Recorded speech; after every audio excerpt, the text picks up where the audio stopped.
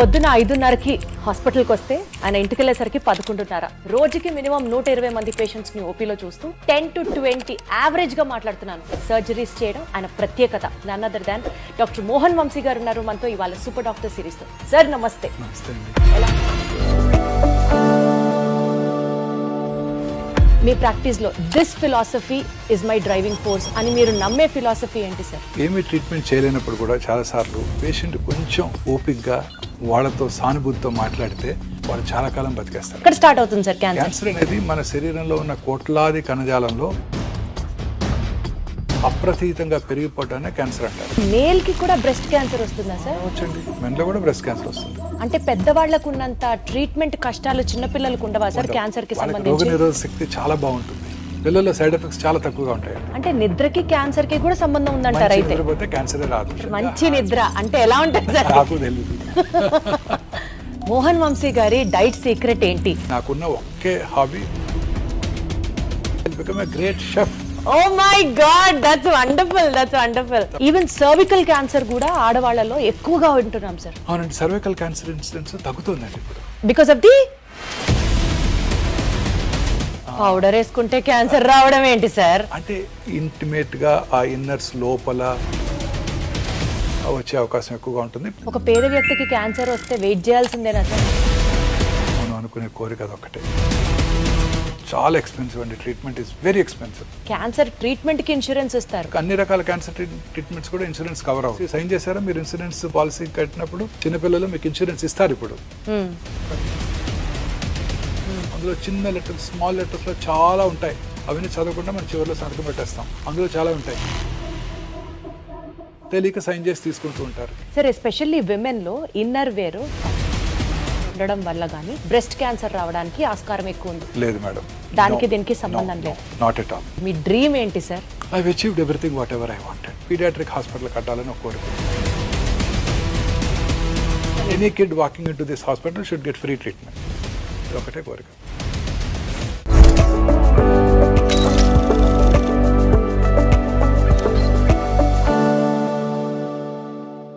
పొద్దున 5:30కి హాస్పిటల్కి వస్తే ఆయన ఇంటికి వెళ్ళేసరికి 11:30. సుమారు ఒక 4-5 గంటలు పడుకుంటే చాలా గొప్ప. రోజుకి మినిమం 120 మంది పేషెంట్స్ని ఓపీలో చూస్తూ 10 to 20 యావరేజ్గా మాట్లాడుతున్నాను. సర్జరీస్ చేయడం ఆయన ప్రత్యేకత. ఇంత ఇదిగా నేను చెప్తున్నానంటే మీకు అర్థమయ్యే ఉంటుంది ఈ పాటికే. One of the leading cancer specialist, cancer surgeons in Hyderabad, and I have to tell it in the nationwide అని చెప్పొచ్చు. And he's none other than doctor Mohan Vamsi garu ఉన్నారు మనతో ఇవాళ సూపర్ డాక్టర్ సిరీస్తో. సార్ నమస్తే. నమస్తే అండి. ఎలా ఉన్నారు సార్? సార్, యాక్చువల్లీ క్యాన్సర్కి సంబంధించి పేషెంట్స్కి ట్రీట్మెంట్ అందించడంలో గత 30 సంవత్సరాలుగా మీరు పెట్టినటువంటి ఎఫర్ట్స్ ఒక్కసారి వెనక్కి తిరిగి చూసుకుంటే సార్, ఇదే నా లైఫ్ మిషన్ అని మీకు ఆ డిఫైనింగ్ మూమెంట్ ఎప్పుడు అనిపించింది సార్? సో క్యాన్సర్ అంటే ఆ రోజుల్లో way back in 1990s nobody was interested in taking up this subject. Cancer అనగానే చాలామంది క్యాన్సర్ పేషెంట్స్ని ఆపరేట్ చేస్తే my own boss in JIPMER Pondicherry said, అరే why do want to choose cancer surgery? You operate on cancer patients, they die of metastasis. You operate on cancer patients, they come back with disease recurrence అని నన్ను భయపెట్టారు. You will get frustrated in your life. ఆయన doctor Mehta అని use a professor of surgery in Pondicherry JIPMER where I studied. నేను MBBS MS కూడా అక్కడే చేశాను పాండిచేరిలో. ఆయన అన్నారన్నమాట, so cancer surgery is for older people like me, not for younger people like you. నువ్వు చాలా ఫ్రస్ట్రేషన్కి గురవుతావు వీళ్ళందరినీ చూసి, క్యాన్సర్ తిరిగి రావటం, క్యాన్సర్ పేషెంట్స్ చనిపోవటం చూసి అని ఆ రోజుల్లో అన్నారు నాతో. అయినప్పటికీ I was very keen cancer surgery చేయాలని ఆ రోజుల్లోనే అనుకున్నాను అనమాట, వే బ్యాక్ ఇన్ 1990s. ఎందుకు సార్ ఆయన మిమ్మల్ని డిమోటివేట్ చేసిన? Why only cancer? ఆ రోజుల్లో క్యాన్సర్ ప్రోగ్నోసిస్ అలానే ఉండేది. క్యాన్సర్కి ఇంత అడ్వాన్స్ ట్రీట్మెంట్స్ ఉండేవి కావు. సో ఆ రోజుల్లో అక్కడ పాండిచేరిలో క్యాన్సర్ ఇన్సిడెన్స్ కూడా చాలా ఎక్కువ ఉండేది. క్యాన్సర్ పేషెంట్స్ ఎక్కువగా జిప్మార్ పాండిచేరికి వచ్చేవాళ్ళు అనమాట. So it was challenging, it was very challenging. Major surgeries, 6 to 8 hour surgeries, ఒక ఆర్గన్ని తీసేయటం, ఆ తర్వాత వాళ్ళని జాగ్రత్తగా రేడియేషన్, కీమోథెరపీ ఇవ్వడం చాలా ఛాలెంజింగ్గా ఉండేది. So that was very interesting to me. So అందుకే ఎంఎస్ అయిపోగానే ఇమీడియట్గా నేను అడిఆర్ క్యాన్సర్ ఇన్స్టిట్యూట్ ఎంట్రన్స్ రాసి అక్కడ సీట్ తెచ్చుకోవడం. MCh surgical oncology prestigious institute in the country, cancer institute అడిఆర్లో నేను నా పోస్ట్ గ్రాడ్యుయేషన్ చేయడం జరిగింది. Sir cancer treatment, cancer prognosis మీరు చెప్పినట్లు చాలా ఛాలెంజింగ్గా ఉన్నప్పటికీ ఈక్వల్గా టైరింగ్గా కూడా అనిపించిందా సార్ ఎప్పుడన్నా? Very tiring madam. చాలాసార్లు చాలా ఫ్రస్ట్రేటింగ్గా కూడా ఉంటుంది. ఎంతో కష్టపడి ఆపరేషన్ చేస్తాము, దానికి కీమోథెరపీ ఇస్తాము, రేడియోథెరపీ ఇస్తాము, ఫస్ట్ ఫాలోఅప్లోనే జబ్బు తిరిగి రావడం జరుగుతుంది.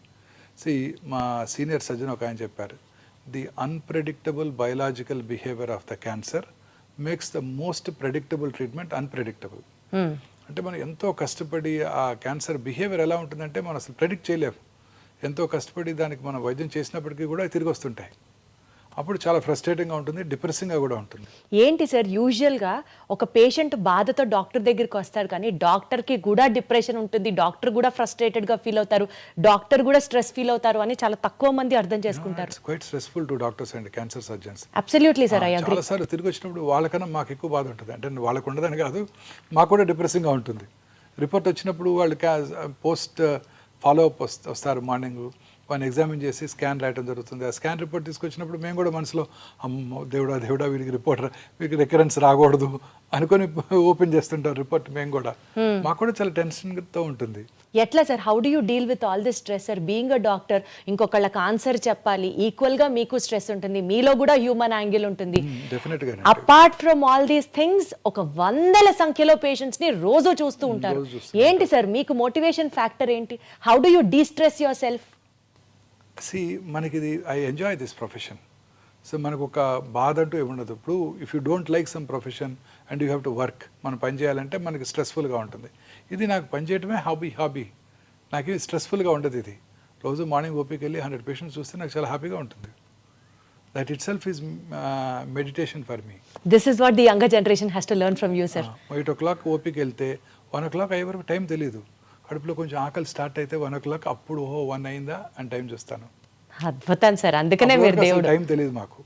Right sir. అక్కడ చూస్తూనే ఉంటాను హ్యాపీగా. సార్ పాండిచ్చేరి నుంచి మీరు చేసినటువంటి ఇంటర్నేషనల్ స్టడీస్, అక్కడ ప్రాక్టీస్ చేయడం, ఆ యూనివర్సిటీస్కి వెళ్ళడం, ఫ్రాన్స్ కూడా వెళ్ళి చదువుకున్నారు. సో నేషనల్ వైడ్ అండ్ అంటే గవర్నమెంట్ హాస్పిటల్స్లో పనిచేశారు మీరు, ఇంటర్నేషనల్ హాస్పిటల్స్లో మీ వర్క్ ఎక్స్పీరియన్స్ ఉంది, అక్కడ నుంచి కమింగ్ బ్యాక్ టు ఒమేగా. ఈ మొత్తం మీ యొక్క సైకిల్ చూసుకుంటే సార్, మీ కెరియర్ సైకిల్ చూసుకుంటే, వన్ బిలీఫ్ మీ ప్రాక్టీస్లో, this philosophy is my driving force అని మీరు నమ్మే ఫిలాసఫీ ఏంటి సార్? సో ఏమీ ట్రీట్మెంట్ చేయలేనప్పుడు కూడా చాలాసార్లు పేషెంట్ కొంచెం ఓపిక్గా వాళ్ళతో సానుభూతితో మాట్లాడితే డెఫినెట్గా వాళ్ళ కాన్ఫిడెన్స్ని గెయిన్ చేస్తే వాళ్ళు చాలా కాలం బతికేస్తారండి. వాళ్ళకి ట్రీట్మెంట్ ఇవ్వలేకపోయినా చాలు, వాళ్ళకి ధైర్యం చెప్పి, నమ్మకం చెప్పి, వాళ్ళకి మనం ఆ డిసీజ్ని ఫేస్ చేసేటట్టు చేయగలిగితే వాళ్ళు చాలా కాలం బతికేస్తారు.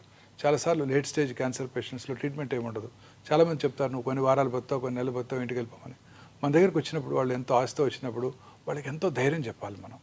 ఈ క్యాన్సర్ నేను ఒకటి గట్టిగా నమ్ముతానండి, పేషెంట్ కనుక డాక్టర్ మీద నమ్మకం ఉంటే ఖచ్చితంగా ట్రీట్మెంట్ తీసుకోకపోయినా గెలిచేస్తాడు ఆయన. What is important is that confidence, that faith. అది ఉండాలి పేషెంట్కి. ఫెయిత్ కనుక ఉంటే ఖచ్చితంగా గెలుస్తారండి. రేపు పొద్దున చనిపోయేవాడికి కూడా మీ అబ్బాయి అమెరికా నుంచి ఒక వైద్యం మెడిసిన్ తెప్పించారని చెప్పి తులసి తీర్థం నోట్లో పోయండి, ఆయన చాలా కాలం బతుకుతాడు. ఈ నమ్మకమే మోస్ట్ ఇంపార్టెంట్. ఆ నమ్మకం అనేది చాలా ఇంపార్టెంట్. ధైర్యంగా ఉంటే దేన్నైనా జయించవచ్చు. మానసికంగా మనం ధైర్యంగా ఉంటే ఏ ప్రమాదాన్నైనా నివారించవచ్చు. సో అన్ని జబ్బులకి మూల కారణం ఈ మానసిక అశాంతత, మానసికంగా ప్రశాంతితో లేకపోవటం, ఇదే మూల కారణం అండి. అందుకనే సార్ మీరు సర్జరీ చేసిన పేషెంట్స్ని మీ హాస్పిటల్స్లో పొద్దున వెళ్ళి విజిట్ చేస్తారు, సాయంత్రం వెళ్ళి పలకరిస్తారు, ఖచ్చితంగా డాక్టర్ గారు వచ్చి మాతో మాట్లాడతారు, అదే మాకు ధైర్యం అని చెప్తూ ఉంటారు అందరూ. చాలా మంది చెప్తారు ఈ మాట. ఖచ్చితంగా చూడాలి వాళ్ళని. పేషెంట్కి ప్రతి ఫాలోఅప్లో కూడా చూస్తాను. 20 ఏళ్ల తర్వాత వాళ్ళు వచ్చినా ఖచ్చితంగా నేనే చూస్తాను. అద్భుతం సార్, అందుకనే మీరు పేషెంట్స్ పాలిట దేవుడు. అంతే, వాళ్ళందరూ నాకు బాగా గుర్తుంటారు, వాళ్ళ పేర్లు కూడా గుర్తుంటాయి, వాళ్ళు ఏ ఊరు నుంచి వచ్చారో గుర్తుంటారు, వాళ్ళ ఫ్యామిలీ మెంబర్స్ కూడా గుర్తుంటారు. అడుగుతాను, మీ హస్బెండ్ రాలేదేంటి, వాళ్ళు మీ సన్ రాలేదేంటి అని. మా బాబోయ్, అసలు hats off sir, hats off మీకు. సార్ ఇన్ని లక్షల మంది పేషెంట్ స్టోరీస్లో one patient story which is still ringing in your mind, and అసలు ఆ పేషెంట్ కోసం మీరు చాలా కష్టపడ్డారు, ఎఫర్ట్స్ పెట్టారు, అండ్ యూ మేడ్ ఇట్ అని చెప్తే ఏ ఎక్స్పీరియన్స్ మీ కెరియర్లో షేర్ చేసుకుంటారు? చాలా మంది పేషెంట్స్ ఉంటారండి అలా. Every day is a challenge. చాలా మంది పేషెంట్స్ ఉంటారు. If you have to name one single which is close to your heart, ఇవాల్టికి కూడా పేషెంట్కి మనసు పెట్టి చేస్తాం.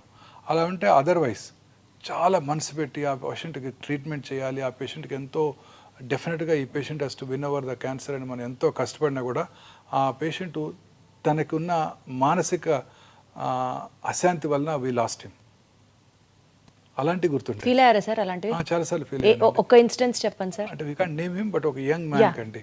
ఈ had a man is a male breast cancer patient. ఎంతో ప్రేమతో ఎంతో ఓపిక్గా అతనితో కూర్చొని అతనికి మనం ఎంతో కష్టపడి నేను మా టీం అంతా కలిసి ట్రీట్మెంట్ ఇచ్చాం. చాలా వరకు గెలిచారు. కొన్నాళ్ళ తర్వాత కొంచెం రికరెంట్ స్టార్ట్ అయింది. అప్పుడు he became very tense. He became I don't know, he had lot of mental disturbance. దాంతో అతను చాలా డిస్టర్బెన్స్కి లోనై then he went off somewhere, he went to another centre in US and all that. So that was quite depressing అండి. సో మీరు కూడా చాలా ఫీల్ అయ్యారా సార్? డెఫినెట్గా తిరిగి వచ్చినప్పుడు ఫీల్ అయ్యాము. అతని పాపం మానసిక ప్రశాంతత లేకపోవడం వలన వి లాస్ట్ హిమ్. అయ్యో సార్, ఏంటి సార్ మేల్కి కూడా బ్రెస్ట్ క్యాన్సర్ వస్తుందా సార్? రావచ్చండి, మెన్లో కూడా బ్రెస్ట్ క్యాన్సర్ వస్తుంది. ఎట్లా సార్? అసలు ఎప్పుడు వినలేదు మెన్లో కూడా బ్రెస్ట్ క్యాన్సర్. బ్రెస్ట్ ఇష్యూ మన మెన్లోను స్త్రీల్లో కూడా ఉంటుంది.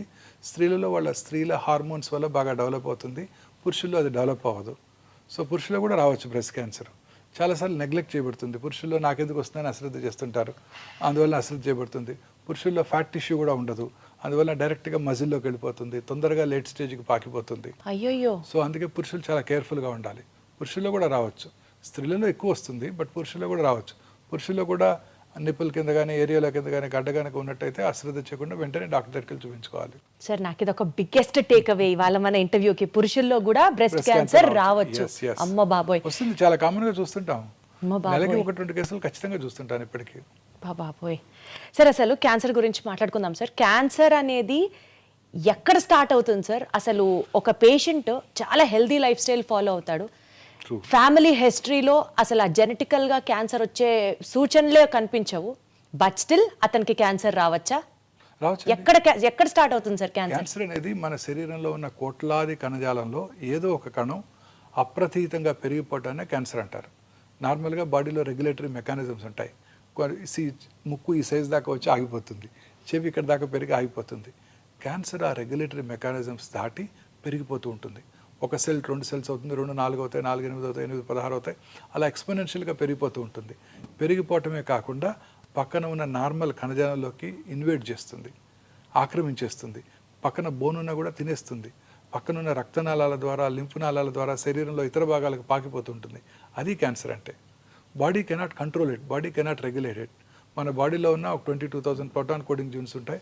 అందులో ఒక 500 to 600 ఆన్కో జీన్స్ అంటే క్యాన్సర్ కారక జన్యుల్ని సైంటిస్టులు ఐడెంటిఫై చేశారు.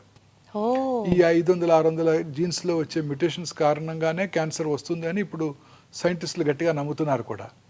సో అందుకే ఇప్పుడు అన్ని రకాల క్యాన్సర్స్కి జెనెటిక్ ప్రొఫైలింగ్ చేస్తున్నారు.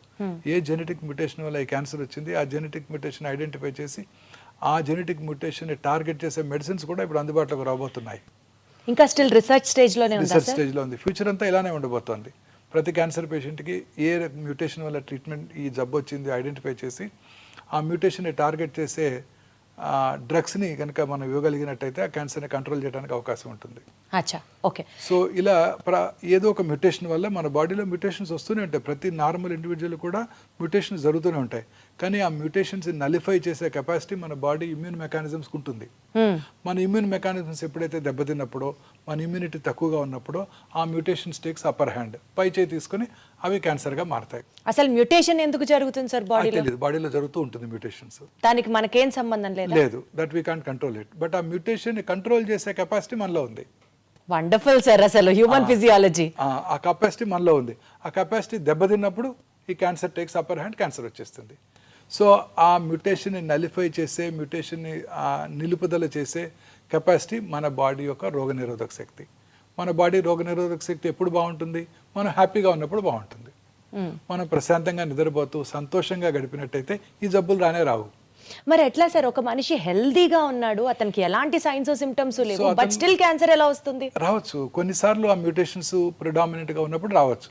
చిన్నపిల్లలు ప్రశాంతంగానే ఉంటారు పాపం, వాళ్ళకి ఎటువంటి చీకు చింత లేవు, బాధలు లేవు, ఇన్కమ్ దాని గురించి ఆలోచించాల్సిన అవసరం లేదు, వాళ్ళలో కూడా క్యాన్సర్ వస్తుంది.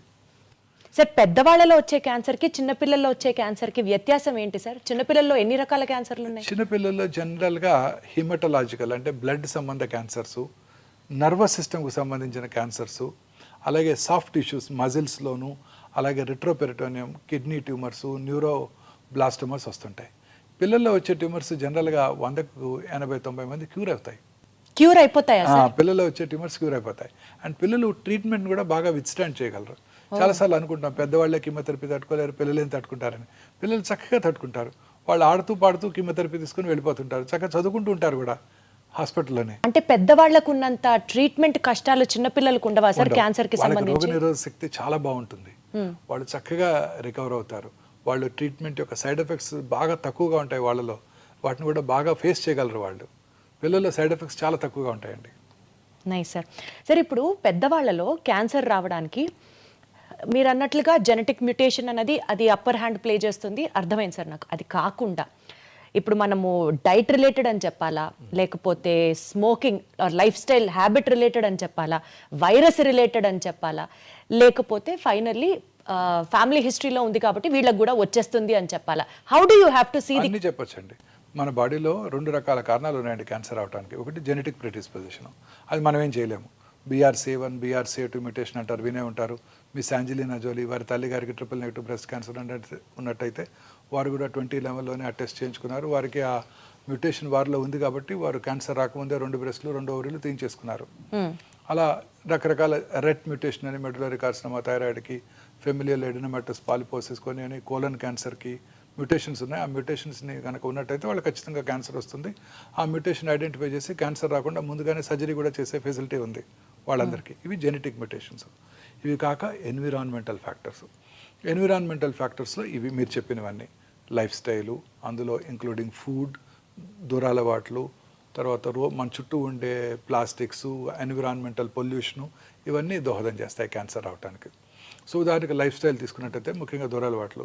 స్మోకర్స్లో మనందరికీ తెలుసు ఎటువంటి క్యాన్సర్స్ వస్తాయో. స్మోకింగ్ చేసిన ఫ్యూ సెకండ్స్లోనే ఆ స్మోక్లో ఉన్న, టొబాకోలో ఉన్న 400-500 కార్సినోజన్స్ అంటే క్యాన్సర్ కారక పదార్థాలు మన బ్లడ్లోకి వెళ్ళి బాడీలో అన్ని భాగాల్లోనూ క్యాన్సర్ కలగజేస్తాయి. ఆల్కహాల్ తీసుకునే వాళ్ళలో కూడా క్యాన్సర్ వచ్చే అవకాశాలు ఎక్కువగా ఉంటాయి. ఈ రెండే కాకుండా ఇంకా మిగతా దురలవాట్ల వల్ల కూడా అనేక రకాల క్యాన్సర్స్ వస్తున్నాయి.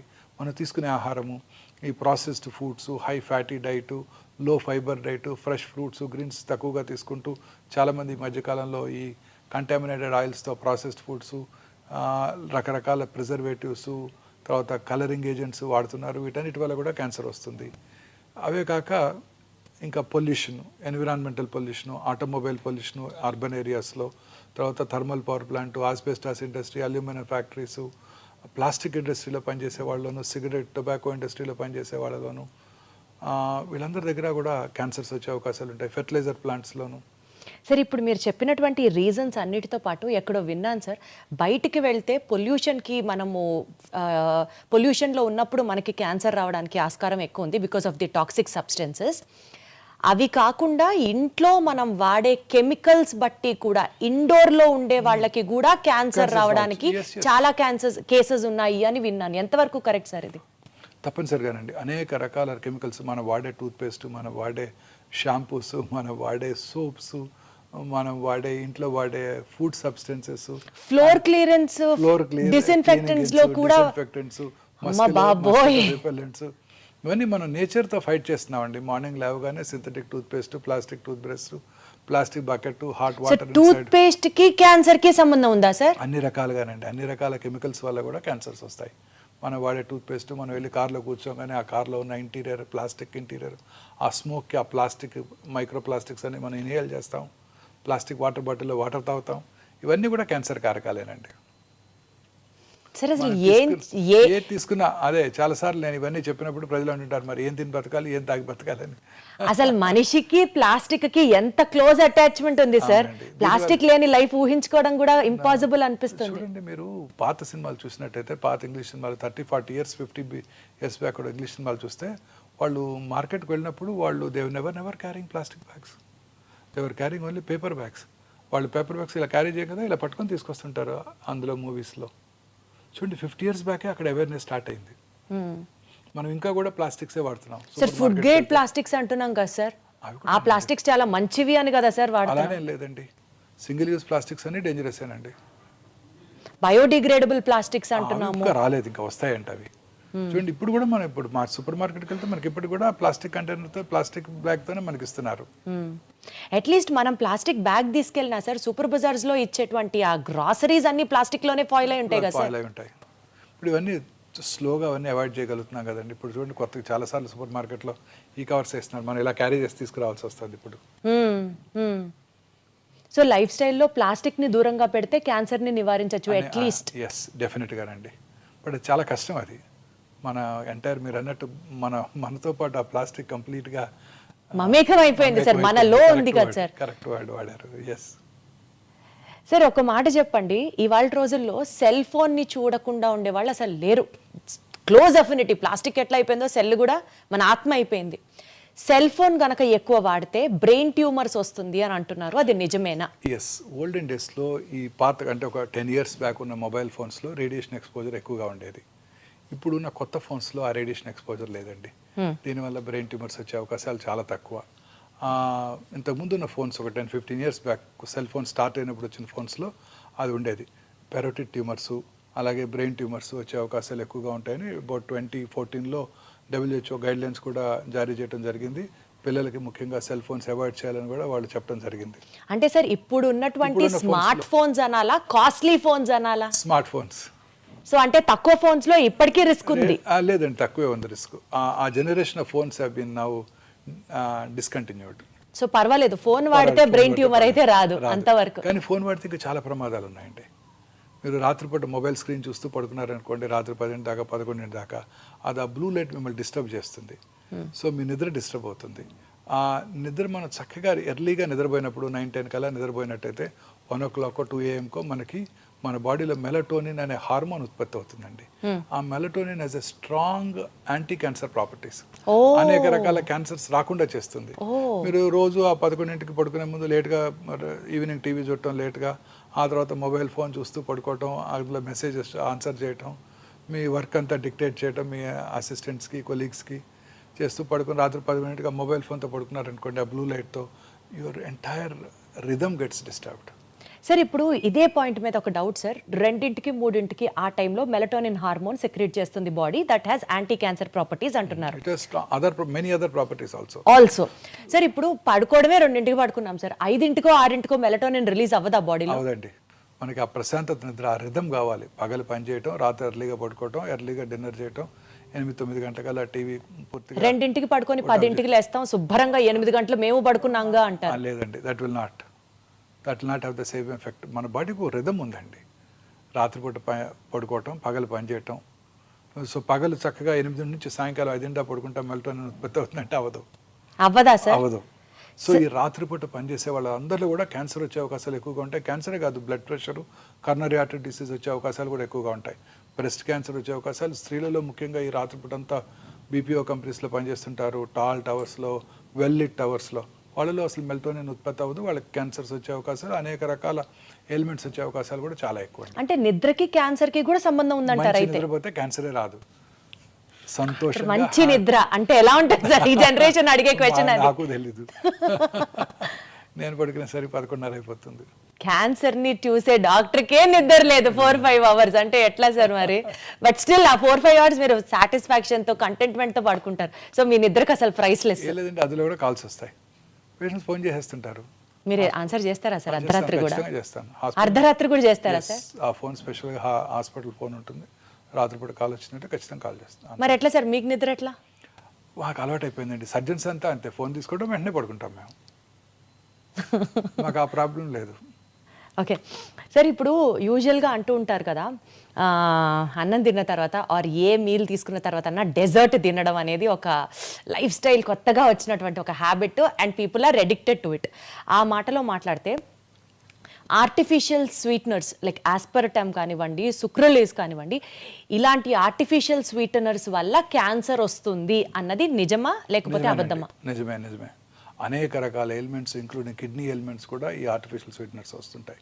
నేను చాలా సార్లు నా ప్రోగ్రామ్స్లో చెప్పాను, అన్ని రకాల ఆర్టిఫిషియల్ స్వీట్నర్స్ అండ్ షుగర్ కూడా తగ్గించేయాల్సిందే. షుగర్ కి డైరెక్ట్ గా క్యాన్సర్ కి రిఫైన్డ్ షుగర్ అనేక రకాల ఎలిమెంట్స్ కారణం అండి. సో దాని బదులు ఫ్రూట్స్ లో ఉండే షుగర్ ద్వారా మనకు ఆ కార్బోహైడ్రేట్ రిక్వైర్మెంట్ వస్తే చాలా బాగుంటుంది. ఈ complex carbohydrates are far superior to the simple sugars. ఇప్పుడు ప్లెయిన్ రైస్ ఉందనుకోండి, ఇట్స్ ఎ సింపుల్ షుగర్. దాన్ని ఫెర్మెంట్ చేసుకుని ఇడ్లీ దోశలాగా తిన్నాం అనుకోండి, it's a complex carbohydrate. So complex carbohydrates వలన ఆ షుగర్ స్పైక్స్ ఉండవండి.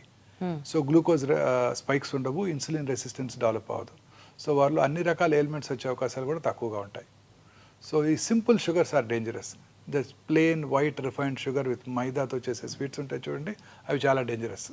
అన్ని రకాల ఎలిమెంట్స్కి అవి కారణం అండి. సౌత్ ఇండియన్ ఫుడ్లోను, నార్త్ ఇండియన్ ఫుడ్లో కూడా, ముఖ్యంగా ఇండియన్ ఫుడ్లోనే ఎక్కువ చూస్తుంటాం. అందుకే ఇండియాలో ఉన్నంతమంది డయాబెటిక్స్ ప్రపంచంలో ఎక్కడా లేరు. సో ఈ simple sugars are dangerous. Fruit sugars, complex sugars are safe. So fermented idli తిన్నాం అనుకోండి, అదే రైస్తో మనం ఇడ్లీ తయారు చేసుకున్నాం అనుకోండి, దట్ ఈస్ సేఫ్. అదే రైస్తో దోశ చేసుకున్నాం, fermented food, they are safe. కానీ సార్ మనం అవాయిడ్ చేయండి అని చెప్పడం యాజ్ అ డాక్టర్ మీరు చెప్తారు, బట్ ఆన్ ప్రాక్టికల్ నోటు ఏదో ఒక రోజు, ఈ రోజు ఫ్రెండ్ పిలిచాడనో, మరుసటి రోజు ఆఫీస్లో పార్టీ అనో, ఫ్యామిలీ ఫంక్షన్ అనో ఏదన్నా కావచ్చు కదా, తినాల్సి వచ్చింది sir. Then how do we plan our lifestyle sir? అసలు తిననే కూడదంటారా? అలా ఒకటిసారి 2 సార్లు తింటే ఏం ప్రాబ్లం లేదండి. మితంగా తీసుకుంటే ఏదైనా మంచిదే, ఎక్కువగా తీసుకోకూడదు. మన లైఫ్ స్టైల్ మనం పూర్తిగా ఒక మంచి లైఫ్ స్టైల్లో ఉండాలంటే equally good amount of protein, good amount of carbohydrate, preferably unprocessed foods, natural sugars, న్యాచురల్ ఫుడ్స్తో మనం అది చూసుకోవాల్సి ఉంటుంది. డైటరీ దీనికి అలవాటు పడిపోవాలి మనం. Morning good amount of fruits, తర్వాత some amount of nuts. Fruits కూడా ఒకేసారి ఫ్రూట్సే తినకూడదు, వాటితో పాటు కొంచెం నట్స్, కార్బోహైడ్రేట్ తీసుకుంటే షుగర్ స్పైక్స్ తగ్గిపోతాయి అన్నమాట. తర్వాత మనం తీసుకునే మధ్యాహ్నం మీల్లో కూడా ఐసీఎంఆర్ గైడ్లైన్స్ వచ్చేసాయి. 56% of our ailments are due to food consumption. Ailments itself are due to food consumption sir? Like for example if you have to explain. అన్ని రకాల ఎయిల్మెంట్స్కి ఫుడే కారణం అండి. సో మన ఫుడ్ అంటే ఎట్లా సార్, ఎట్లా ఫుడ్ ఇంటేక్ ఎయిల్మెంట్స్ కి ఎట్లా? అన్ని రకాల, అంటే ఏ ఎయిల్మెంట్ అయినా కూడానండి, మనకు ఉదాహరణ కర్నరీ ఆర్టరీ డిసీజ్ కానివ్వండి, మన ఇంప్రూవ్డ్ సెర్బ్రోవాస్కులర్ యాక్సిడెంట్స్ కానివ్వండి, అల్జీమర్స్ డిసీజ్ కానివ్వండి, అన్నిటికీ కూడాను మనం తీసుకునే ఆహారమే ముఖ్యమండి. మనం చక్కగా ఫ్రెష్ ఫ్రూట్స్, వెజిటబుల్స్ ఎక్కువగా తీసుకుంటూ, ప్రాసెస్ ఫుడ్స్, రెడ్ మీట్ అవి తక్కువగా తీసుకుంటూ, హెల్దీ ఫుడ్ అంటే ఫుడ్స్ అవి రెగ్యులర్గా కన్జ్యూమ్ చేస్తూ, గ్రీన్స్ అవి ఎక్కువగా తీసుకుంటూ, రెగ్యులర్గా ఎక్సర్సైజ్ చేస్తూ, దురలవాట్లకు దూరంగా ఉంటూ, లీన్ బాడీ మాస్ మెయింటైన్ చేస్తే అన్ని రకాల ఎలిమెంట్స్కి దూరంగా ఉండొచ్చు. మోహన్ వంశీ గారి డైట్ సీక్రెట్ ఏంటి, ఫిట్నెస్ సీక్రెట్ ఏంటి అంటే ఏం చెప్తారు సార్?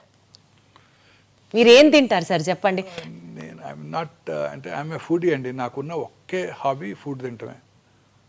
నాకున్న ఒకే హాబీ, నాకు ఇంకే హాబీ లేదు. సార్ ఏ యాంగిల్లో మీరు ఫుడ్ అని చెప్పాలి సార్, చెప్పండి. మీరు మూవీకి వెళ్ళాలని కోరుకుంటదు, టూర్ చేయాలని కోరుకుంటదు, యూరోప్ వెళ్ళాలని కోరుకుంటదు, ఒక ఫుట్బాల్ మ్యాచ్ చూడాలనో, క్రికెట్ మ్యాచ్ చూడాలని కోరుకుంటదు. My mind will be rotating around food if I'm not concentrating at seeing patients or reading or something like that. TV చూస్తే ఓన్లీ ఫుడ్ ప్రోగ్రామ్సే చూస్తాను, ఇంకేం చూడను. If at all I watch yes, sir. TV, what does your healthy diet consist of? That's what we are more interested to know. I watch TV, I watch only food programs. నేను retire అయినాక I will become a great chef. Oh my God, that's wonderful. That's wonderful. తప్పనిసరిగా నేను వండుతారా sir అయితే? చేస్తానండి. ఏం చేస్తారు sir బాగా? ఏమైనా చేస్తాను, అన్ని చేస్తాను. అమ్మో బాబోయ్. రిటైర్ అయినాక I will become a great chef అండి. Sir, you have to host a party and we would all come and taste your items, sir. Then definitely for sure. But otherwise, sir, taking on a serious note, what does your diet consist of? Morning fruits, nuts తీసుకుంటానండి, కొంత curd కూడా తీసుకుంటాను. Plain కర్డా sir? Plain curd. Lunch టైంలో జనరల్గా ఒక phulka or కొంచెం rice with dal ఖచ్చితంగా ఉంటుంది. I'm vegetarian for past 32 years. So దాల్ ఖచ్చితంగా ఉంటుంది. వెజిటబుల్స్, అన్ని రకాల వెజిటబుల్స్ తీసుకుంటారండి. Evening some amount 1 or 2 helpings of fruits తీసుకుంటాను. నైట్ ఎర్లీగా డిన్నర్ చేసేస్తాను 7 కల్లా. 7 దాటాక ఇంకా అసలు జనరల్గా ఏం తినకుండా ఉండడానికి ప్రయత్నిస్తాను. బట్ జనరల్గా ఐ సక్సీడ్. అర్లీగా ఇంటికి వెళ్తే తినాలనిపిస్తుంది, లేకపోతే 11కి వెళ్తే తినాలనిపించదు. ఇంకా పడుకుని నిద్రపోతాం కదా. ఖచ్చితంగా ఈ టైమ్స్ ఖచ్చితంగా నేను స్ట్రిక్ట్గా అదే టైంలో ఫుడ్ తీసుకుంటాను. మీరు వర్కౌట్ చేస్తారా సార్? అంటే జనరల్గా కొంచెం రోజుకు ఒక 10-15 minutes. నేను ఈ హాస్పిటల్లో రౌండ్స్ చేస్తానండి. మార్నింగ్ అదే మీ రౌండ్స్, వాకింగ్? అదే వాకింగ్. జనరల్గా 8,000 steps చేసేస్తాను మార్నింగ్. మీరు అది ఫాలో అవుతారా సార్? 8,000 steps, 10,000 సుమారుగా steps? అంత అయిపోతుందండి. 8,000 steps అయిపోతాయి. మార్నింగ్ 8th floor నుంచి రౌండ్ స్టార్ట్ చేస్తే ఖచ్చితంగా అన్ని ఫ్లోర్స్ తిరుగుతాను. తర్వాత ఓపీలో కూడా నడిచే ఓపీ చూస్తుంటాను అంతా, ఓకే. 4 rooms లో. అందువల్ల ఆ స్టెప్స్ సరిపోతాయి. సో ఏదో ఒక బేసిక్ ఫిజికల్ యాక్టివిటీ అయినా ప్రతి ఒక్కరికి ఉండాలి. ఉండాలి డెఫినెట్గా. Right. Sitting is smoking, new smoking, movement is medicine. ఎంత బాగుంది సార్, ఎంత రిథమిక్ గా రైమింగ్ గా ఉంది. Sitting is new smoking, movement is medicine. Movement is medicine. ఇప్పుడు అందరూ కూడా ఈ 24 అవర్స్ 18 అవర్స్ పనిచేస్తున్నారు. చాలామంది కూర్చొని పనిచేస్తుంటారు సిస్టమ్స్ ముందు. వాళ్ళందరికీ చాలా రకాల ఎలిమెంట్స్ వస్తుంటాయి. వాళ్ళందరికీ షార్ట్ వాక్స్, ప్రతి హాఫ్ అన్ అవర్కి ఒక 5 minutes వాక్ చేయడం, నుంచొని పని చేయడం, అవి కనుక అలవాటు చేసుకుంటే చాలా ఎలిమెంట్స్ తగ్గిపోతాయండి. బట్ సార్ వాకింగ్ చేస్తే నిజంగా మీరు నాకు 8,000 steps అన్నారని అడుగుతున్నా, 10,000 అడుగులు వేస్తే క్యాన్సర్ కి దూరం అని మనం యూజువలీ చూస్తూ ఉంటాం articles. Is it true sir? ఎందుకంటే ఎంతో కొంత వాకింగ్ చేస్తున్న వాళ్ళండి ఎప్పుడు మూవ్మెంట్ ఉంటూనే ఉండాలి. క్యాన్సర్ కి హెల్ప్ అవుతుందా సార్? అన్ని రకాల వాకింగ్ కి క్యాన్సర్ కి కనెక్షన్ ఉందా సార్? ఖచ్చితంగా. ఇప్పుడు కొత్తగా ఇంకొక అధ్యయనం చూశాను.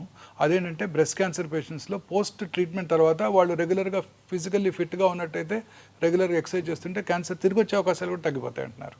Okay okay okay okay sir, అసలు క్యాన్సర్లో ఎన్ని రకాలు ఉంటాయి సార్? ఆ అన్ని రకాల క్యాన్సర్స్ని మనం ముందరగానే ఐడెంటిఫై చేయొచ్చా సార్? క్యాన్సర్ అంటే మనం అనుకున్నట్టు ఏదో కణజాల నుంచి క్యాన్సర్ రావచ్చండి. సో బ్రాడ్గా 2 రకాల క్యాన్సర్స్ చూస్తుంటాం. ఒకటి సాలిడ్ ఆర్గన్స్ అంటే బ్రెస్ట్, లంగ్, బోను, బ్రెయిన్, కోలను, స్టమక్ అనమాట. రెండోది హిమటలాజికల్ అంటే బ్లడ్ సంబంధ క్యాన్సర్స్. బ్లడ్ బాడీ అంతా ఉంటుంది కదండి. ఇవన్నీ జనరల్గా బోన్ మ్యారోలో తయారై బ్లడ్ క్యాన్సర్స్ ద్వారా మనకు మేనిఫెస్ట్ చేస్తాయి. సో ఈ 2 రకాల క్యాన్సర్స్ డిఫరెంట్గా ఉంటాయి అనమాట. ఈ సాలిడ్ ట్యూమర్స్కి ట్రీట్మెంట్ వేరుగా ఉంటుంది, హిమటలాజికల్ మెలిగ్నెన్సీస్కి ట్రీట్మెంట్ వేరుగా ఉంటుంది. హిమటలాజికల్ మెలిగ్నెన్సీ జనరల్గా కీమోథెరపీ, టార్గెటెడ్ థెరపీస్, ఇమ్యూనోథెరపీస్ ఉంటాయి. సాలిడ్ ట్యూమర్స్కి సర్జరీ, రేడియేషన్, కీమోథెరపీ అవి ఉంటుంటాయి అనమాట. సో ఈ క్యాన్సర్స్ అన్నీ కూడాను డిఫరెంట్ స్పెషలిస్ట్ వీటిని హ్యాండిల్ చేస్తుంటారు క్యాన్సర్కి. సో క్యాన్సర్ యొక్క బిహేవియర్ అనేది ట్యూమర్ యొక్క గ్రేడ్ని బట్టి ఆధారపడి ఉంటుంది. చాలామందికి ఒకే రకమైన క్యాన్సర్. ఒకసారి నాకు ఒక పేషెంట్ వచ్చారు, ఒక 20 years బ్యాక్ నేనే ఆ పేషెంట్కి బ్రెస్ట్ క్యాన్సర్ సర్జరీ చేశాను. అప్పుడు సర్జరీ అయిపోయిన వెంటనే అది అప్పుడు oestrogen receptor, progesterone receptor positive breast cancer. Surgery అయిన వెంటనే వాళ్ళకి కొంచెం లోకల్ రేడియేషన్ ఇవ్వడం జరిగింది. ఆ రోజుల్లో చిన్న టెక్నాలజీ తక్కువగా ఉండేది, పెద్ద కాస్ట్లీ ట్రీట్మెంట్ ఉండేది కాదు. ఆ తర్వాత చిన్న ట్యాబ్లెట్ తీసుకున్నారు, 16 ఏళ్ళు 17 ఏళ్ళు బ్రతికేశారు. 17 ఏళ్ళ తర్వాత రెండో బ్రెస్ట్లో క్యాన్సర్ వచ్చింది. ఈసారి cancer oestrogen receptor, progesterone receptor negative cancer. అంటే హార్మోన్ థెరపీకి లొంగదని అర్థం, అగ్రెసివ్ ట్యూమర్ అని అర్థం. తర్వాత HER2 న్యూ రిసెప్టర్ అని ఇంకోటి ఉంటుంది, అది టార్గెటెడ్ థెరపీ, అది పాజిటివ్ వచ్చింది. సో ఈసారి సర్జరీ తర్వాత ఎక్స్పెన్సివ్ రేడియేషన్ ఇవ్వాల్సి వచ్చింది. లెఫ్ట్ సైడెడ్ క్యాన్సరు, కొంచెం స్పెషలైజ్డ్ రేడియేషన్, హార్ట్ను ప్రొటెక్ట్ చేయడానికి ఆ టార్గెటెడ్ థెరపీకి లక్షలు ఖర్చు అయింది. అయినా కానీ ఒక 2 yearsలో తిరిగి వచ్చేసింది. మళ్ళీ తిరిగి వచ్చింది. సో అప్పుడు పేషెంట్ నన్ను అడిగారు, అప్పుడేమో జస్ట్ ఒక 40,000-50,000 రూపీస్తో ట్రీట్మెంటే అయిపోయింది, 17 ఏళ్ళు హ్యాపీగా ఉన్నాను, ఇప్పుడు 40-50 lakhs ఖర్చు పెట్టాను, అయినా కానీ 2 yearsలో తిరిగి వచ్చింది డాక్టర్ గారు అని అడిగారు నన్ను. సో ప్రతి క్యాన్సర్ యొక్క బిహేవియర్ వేరుగా ఉంటుంది. So cancer behaviour is more important. Cancer grade అంటే tumour grade, tumour how aggressive the tumour is అనేది మనకి చాలా ఇంపార్టెంట్. ఎట్లా తెలుస్తుంది సార్? అది there are test for that. Every క్యాన్సర్కి ఏ రకమైన క్యాన్సర్స్ అగ్రెసివ్గా బిహేవ్ చేస్తే దానికి కావాల్సిన మార్కర్స్ ఉన్నాయి. ఉదాహరణకి breast cancer torrs, HER2 new receptor, proliferative index, అలా అన్ని క్యాన్సర్స్కి మార్కర్స్ ఉంటాయి. అట్లా కొన్ని క్యాన్సర్స్ అగ్రెసివ్గా బిహేవ్ చేస్తాయి, కొన్ని స్లోగా పెరుగుతూ ఉంటాయి. స్లోగా పెరిగే క్యాన్సర్ లేట్ స్టేజ్లో ఉన్నా చాలా కాలం బ్రతికేస్తారు. అగ్రెసివ్గా ఉండే క్యాన్సర్స్ ఎర్లీ స్టేజ్లో వచ్చినా తిరిగి వచ్చే అవకాశాలు ఎక్కువగా ఉంటాయి. జనరల్గా అది అగ్రెసివా నాన్ అగ్రెసివా అని కూడా టెస్ట్లో మనకు తెలుస్తుందా sir? Yes, very correct, true, very true, తెలిసిపోతుంది. Oh, సో జనరల్గా చిన్న వయసులో వచ్చే క్యాన్సర్స్ అంటే 20 to 40 years మధ్యలో వచ్చే క్యాన్సర్స్ అగ్రెసివ్గా ఉంటాయి, ఎక్సెప్ట్ థైరాయిడ్. పెద్ద వయసులో వచ్చే క్యాన్సర్ స్లోగా పెరుగుతాయి. థైరాయిడ్ క్యాన్సర్ కాదు కదా సార్? Except thyroid. థైరాయిడ్లో కూడా క్యాన్సర్స్ వస్తాయండి, వెరీ కామన్. థైరాయిడ్ క్యాన్సర్స్ ఒక్కటే చిన్న వయసులో వస్తే స్లోగా పెరుగుతాయి, పెద్ద వయసులో వస్తే ఫాస్ట్గా పెరుగుతాయి. మిగతా అన్ని క్యాన్సర్స్ జనరల్గా ఎల్డర్లీ ఏజ్లో వచ్చినప్పుడు స్లోగా పెరుగుతాయి, చిన్న వయసులో 20 to 40 మధ్యలో వచ్చినప్పుడు ఫాస్ట్గా పెరుగుతాయి. అంటే యూజువల్గా ఇప్పుడు ఈ థైరాయిడ్ హార్మోన్ ఇంబ్యాలెన్స్ అనేది ఎక్కువ వింటూ ఉంటాం కదా సార్, థైరాయిడ్, PCOD, PCOS ఇట్లా చెప్తుంటారు కదా sir. So thyroid deficiency or hyperactiveness of thyroid gland might also lead to cancer. లేదండి, అది వేరు, టోటలీ వేరు. ఇది ఫిజియలాజికల్. థైరాయిడ్ చాలామంది నాకు చెప్తుంటారు నాకు థైరాయిడ్ ఉందని. థైరాయిడ్ అందరికీ ఉంటుంది, కొన్నిసార్లు ఎక్కువ పనిచేస్తుంది, హైపర్ ఫంక్షనింగ్ వేరు అన్నట్టు, కొన్నిసార్లు అసలు పనిచేయదు. నడి వయసులో చాలా మంది లేడీస్లో ఈ ప్రాబ్లం చూస్తుంటాం, హైపోథైరాయిడ్ అంటాం. సో అది వేరు, అది టోటలీ డిఫరెంట్. థైరాయిడ్ గ్లాండ్లో క్యాన్సర్ అవటం వేరు. థైరాయిడ్ గ్లాండ్ యొక్క ఫంక్షన్కి క్యాన్సర్కి సంబంధం లేదు మేడం. థైరాయిడ్ గ్లాండ్లో నార్మల్ ఫంక్షనింగ్ థైరాయిడ్లో కూడా చిన్న లంప రావటం, లోవర్ పార్ట్ ఆఫ్ ద నెక్లో ఎక్కడ లంప్ వచ్చినా ఇమీడియట్గా అశ్రద్ధ చేయకుండా మనం పరీక్ష చేయించుకోవాలి ఎవరైనా సరే. సార్ ఇందాక మీరు అన్నట్లుగా జీన్ మ్యూటేషన్ టెస్ట్ అని అన్నారు చూడండి, అంటే ఫ్యూచర్లో పలానా వ్యక్తికి క్యాన్సర్ వస్తుందా అని కూడా మనం ముందుగానే టెస్ట్ చేసుకొని చేయొచ్చా సార్? చెప్పొచ్చు. ఏజ్ నుంచి చేయొచ్చు అది? మొన్న మధ్య Zerodha CEO mister Nikhil Kamath mister Bill గేట్స్తో పాడ్కాస్ట్ చేశారు. అప్పుడు ఆయన అడిగారు, మా యంగ్ ఆంటర్ప్రినర్స్కి మీరు ఇచ్చే సలహా ఏంటి, వారి హెల్త్ ఎలా మెయింటైన్ చేసుకోవాలని. ఆయన ఏమన్నారు, నేను రెగ్యులర్గా స్క్రీనింగ్ చేసుకుంటాను, ఎవ్రీ ఇయర్ టెస్టులు చేయించుకుంటాను, రొటీన్ టెస్ట్, అన్ని రకాల టెస్టులు చేయించుకుంటాను, అండ్ వైటమిన్స్ రెగ్యులర్గా తీసుకుంటున్నాను, because there is no downside. రీసెంట్గా ఒక టెస్ట్ వచ్చింది, ఈ టెస్ట్ కనుక చేయించుకున్నట్టయితే నెక్స్ట్ ఫ్యూ ఇయర్స్లో క్యాన్సర్ వచ్చేది లేనిది నేను ముందే తెలుసుకోవచ్చు. ఈ CT scan, PET CT scan, PET MR పట్టుకోకముందే నేను ఈ కొత్త టెస్టులు క్యాన్సర్ రావడానికి ముందుగా పసిగట్టేస్తాయి. ఆ టెస్ట్ కూడా నేను రెగ్యులర్ చేయించుకుంటున్నాను. అమెరికాలో insurance companies cover that. I don't no, it's an expensive test. ఇండియాలో మీ ఇన్సూరెన్స్ కంపెనీస్ కవర్ చేస్తాయో లేవో నాకు తెలియదు అని కూడా ఆయన అన్నారు. అదే అడగబోతున్నాను. ఆ టెస్ట్ ఇప్పుడు మనకి హైదరాబాద్లో అందుబాటులోకి వచ్చింది. మనకి ఒమేగాలో చేస్తారా సార్ ఆ టెస్ట్? చేస్తారు, ఇదే లాంజివిటీ లాంజ్లో చేస్తాం. అదేంటంటే సింపుల్ బక్కల్ స్మియర్ తీసుకొని ఆ ఎగ్జోమ్ స్టడీ అంటారు. ఇందాక మనం డిస్కస్ చేసాము, ఒక 400 to 500 ఆంకోజీన్స్ ఉన్నాయి. ఈ ఆంకోజీన్స్లో వచ్చే మ్యూటేషన్ వల్లే క్యాన్సర్ వస్తుంది. ఈ మ్యూటేషన్స్ని ట్రిగర్ చేసేది ఎగ్జోమ్స్. ఓకే, ఎగ్జోమ్స్. ఆ ఎగ్జోమ్స్ని మనం అనలైజ్ చేసి క్యాన్సర్ రావటాన్ని ముందుగా పసిగట్టేయచ్చు. ఓకే. సో అంటే ఫర్ ఎగ్జాంపుల్ ఈ పర్టికులర్ ఇండివిజువల్కి కోలన్ క్యాన్సర్ వస్తుంది అని కనుక మనం ప్రెడిక్ట్ చేసినట్టయితే ఆ పర్టికులర్ ఇండివిజువల్కి డైటరీ హెల్ప్, అంటే బాగా గ్రీన్స్ వెజిటబుల్స్ ఎక్కువగా తీసుకుంటూ, ప్రాసెస్ మీట్ తక్కువగా తీసుకుంటూ, ఆల్కహాల్ తీసుకున్నట్టయితే అవి మానిపించేసి, ఎందుకంటే alcohol increases the risk of colon cancer. తర్వాత కిమో ప్రొఫైలాక్సిస్ ఉంది. ఆస్పిరిన్, మనం బ్లడ్ థిన్నర్స్ వాడుతుంటాం, మీరు వినే ఉంటారు, ఆస్పిరిన్, లో డోస్ ఆస్పిరిన్. ఆ లో డోస్ ఆస్పిరిన్ తీసుకునే వాళ్ళలో కోలన్ క్యాన్సర్ వచ్చే అవకాశాలు తక్కువగా ఉంటాయి. సో ఆయనకి ఆస్పిరిన్ ఇవ్వటం, నెలకు ఒకసారి ఫీకల్ అక్కల్ బ్లడ్ టెస్ట్ చేయించుకోవటం, అవసరమైతే బ్లడ్ ఉన్నట్టయితే సిగ్మాడోస్కోపీ, కొలనోస్కోపీ చేసి ఏమైనా పాలిప్స్ ఉన్నట్టయితే ఆ పాలిప్స్ రావడంతోనే వాటిని తీసివేయడం ద్వారా క్యాన్సర్ రావటాన్ని నివారించవచ్చు. నివారించవచ్చా సార్? ఆర్ లేట్ చేయొచ్చా? నివారించవచ్చు. అద్భుతం, అద్భుతం అసలు. లేదా చిన్నగా క్యాన్సర్ ప్రీ క్యాన్సరస్ ఫేజ్లో ఉండగానే దాన్ని పట్టుకొని దాన్ని సర్జరీ కనుక చేసేస్తే మనం క్యాన్సర్ రాకుండా నివారించిన వాళ్ళం అవుతాం. అద్భుతం సార్. అలా ఉదాహరణకు ఒక స్త్రీకి బ్రెస్ట్ క్యాన్సర్ వస్తుందని ప్రెడిక్ట్ చేసామనుకోండి, రెగ్యులర్గా చెక్ చేసుకుంటూ ఉంటారు. వారు ఎలా పరీక్ష చేసుకోవాలో వారికి నేర్పిస్తాం. స్త్రీకి వారు పరీక్ష చేసుకున్నట్టయితే వారి యొక్క బ్రెస్ట్ మీద వారికి అవగాహన పెరిగి ఆ బ్రెస్ట్లో వచ్చే చిన్న చిన్న మార్పులను కూడా గ్రహించి డాక్టర్ నోటీస్కి తీసుకురావడం జరుగుతుంది. రెగ్యులర్గా అల్ట్రాసౌండ్ చేసుకోవటం, అవసరమైతే సంవత్సరానికి మ్యామోగ్రఫీ చేసుకోవటం, ఇంకా మధ్యలో డౌట్ ఉన్నట్టయితే MRI పరీక్ష చేసుకోవటం, ఇంకా అవసరమైతే PET MR చేసుకోవటం ద్వారా క్యాన్సర్ ప్రీ క్యాన్సరస్ ఫేజ్లో ఉండగానే, లేకపోతే క్యాన్సర్ చిన్నగా సబ్ సెంటీమీటర్, 1 సెంటీమీటర్గా తక్కువగా ఉండగానే దాన్ని పట్టుకొని సర్జరీ చేసి తీసేస్తే క్యూర్ చేసేయగలుగుతాం. Excellent sir. సార్ ఏమంటారు సార్, ఆ టెస్ట్ని ముందుగానే క్యాన్సర్ ఉందా లేదా, రావచ్చా లేదా? సింపుల్ ప్రెడిక్టివ్ క్యాన్సర్ స్క్రీనింగ్ అండి, ప్రెడిక్టివ్ టెస్ట్ అన్నమాట. ముందుగానే సింపుల్ బక్కల్ స్మియర్ తీసుకుంటాం. సార్ చాలా ఎక్స్పెన్సివ్ సార్ ఆ test? It cost about 1 lakh అండి. మరి అది నార్మల్ కామన్ పర్సన్ కి కూడా అందుబాటులో ఉండాలంటే ఎట్లా సార్? టైం పడుతుంది. ఏ టెస్ట్ అయినా మీకు తెలుసు కదా, ఇనిషియల్గా దానికి ఉంటుంది, తర్వాత దాన్ని స్లోగా నెంబర్ ఆఫ్ కంపెనీస్ డెవలప్ చేసిన కొలది కాస్ట్ తగ్గిపోతుంది. సో ప్రస్తుతం ఇవాళ రోజున చేయించుకోవాలి 86,000 to 1 lakh ఉందండి. ముందుగానే ప్రెడిక్ట్ చేయవచ్చు. ముందుగానే ప్రెడిక్ట్ చేయొచ్చు. ఇప్పుడు cancer treatment is become prohibitively expensive అండి. ఈ monoclonal antibodies, targeted therapies, I have to talk about that also sir. చాలా ఎక్స్పెన్సివ్ అండి, ఇవన్నీ ఇంపోర్టెడ్ మాలిక్యూల్స్ కదండి. సార్ ఇందాక మీరు ఒక మాట అన్నారు, బ్రెస్ట్ క్యాన్సర్కి సంబంధించి స్క్రీనింగ్ ప్రొసీజర్స్ అని. యూజువలీ సార్, అంటే నేను ఒక బ్రాడర్ పర్స్పెక్టివ్ అడుగుతున్నాను మిమ్మల్ని. ఇప్పుడు లేడీస్ వచ్చి మ్యామోగ్రామ్ చేయించుకోవాలి అన్నా, బ్రెస్ట్ క్యాన్సర్కి సంబంధించిన స్క్రీనింగ్ టెక్నిక్స్ చేయించుకోవాలి అని అన్నా, టెక్నీషియన్ దగ్గర నుంచి రేడియేషన్ రిపోర్ట్ చేసినటువంటి డాక్టర్ దాకా మేల్ ఉండొచ్చు, లేకపోతే వాళ్ళకి కొంచెం ఆ ఎంబరాస్మెంట్ ఉండొచ్చు స్క్రీన్ చేయించుకోవడానికి. ఇలాంటివన్నీ అవాయిడ్ చేయడానికి do we have any other means of? అన్ని హాస్పిటల్స్లో కూడా మ్యామోగ్రఫీ చేసేవాళ్ళు లేడీ టెక్నీషియన్సే ఉంటారు. 100%. మెయిల్ టెక్నీషియన్ ఉండే అవకాశమే లేదండి, ఫీమేల్ టెక్నీషియన్సే ఉంటారు. తర్వాత అల్ట్రాసౌండ్ రూమ్లో కూడా అన్ని హాస్పిటల్స్, నో ఎక్సెప్షన్స్, అన్ని హాస్పిటల్లో కూడా విమెన్ టెక్నీషియన్సే ఉంటారు. అద్భుతం. అంటే సార్ చాలా చోట్ల, చాలా మేజర్ హాస్పిటల్స్లో లేడీ డాక్టర్సే ఉంటున్నారు కూడా. ఇప్పుడు మా దగ్గర ఒమేగా బ్రెస్ట్ క్లినిక్లో 100% లేడీ సర్జన్ ఉంటారు, లేడీ రేడియాలజిస్ట్ ఉంటారు, లేడీ టెక్నీషియన్స్ ఉంటారు, లేడీ అల్ట్రాసౌండ్ దగ్గర కూడా నర్సెసే అసిస్టెంట్గా ఉంటారు. 100%.